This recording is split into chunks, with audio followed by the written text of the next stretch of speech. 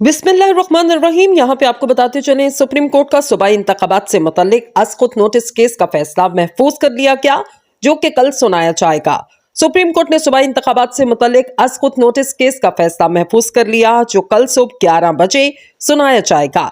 पंजाब और केपीके में इंतखाबात की तारीख पर सुप्रीम कोर्ट अस्कुत नोटिस केस की समाअत के दौरान चीफ जस्टिस उमर अता बंदयाल ने कहा था, मौजूदा हालात में 90 रोज में इलेक्शन जरूरी है।